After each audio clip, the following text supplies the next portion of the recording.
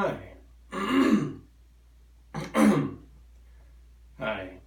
My name is Justin Speller, and I'm the creator of Tap into the Light. Now, for years, I've been working with people to help transform their trauma and to help get to a place of freedom. So I want to just talk a little bit with you today about some of the principles that I use in my work. So let's start with suffering, because usually people don't come to me unless they're suffering in some way. So why do we suffer? We suffer because there's something that happened, there's some situation that couldn't be handled. Now, when something can't be handled, the energy slows down and it crystallizes and becomes dense, and it creates a traumatic block. Now, the problem with a traumatic block is that it keeps us stuck in many ways. So sometimes these blocks can be in our mind and they can create limiting beliefs. Sometimes they can be in our heart and they can create emotional issues. And sometimes the blocks can be in the belly and they can create boundary issues. All of these, of course, are problematic. So I like to use four main techniques when I'm working with clients.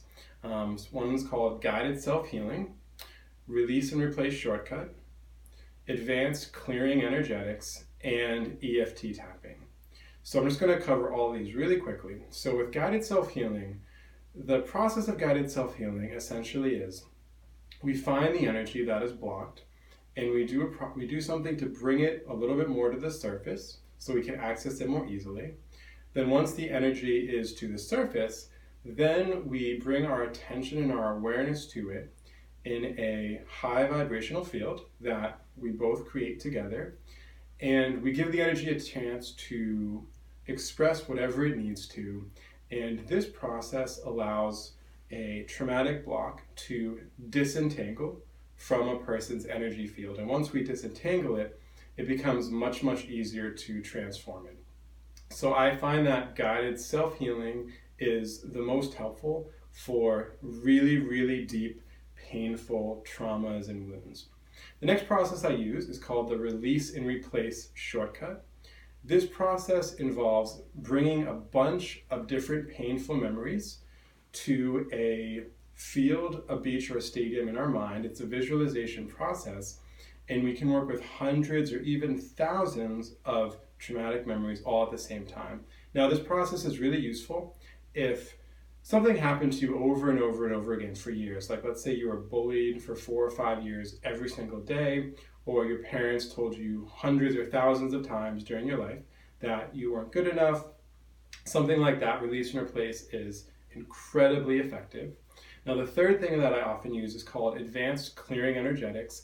This process is particularly useful for working with trauma that's been passed down generationally from your parents, grandparents, great-grandparents, etc.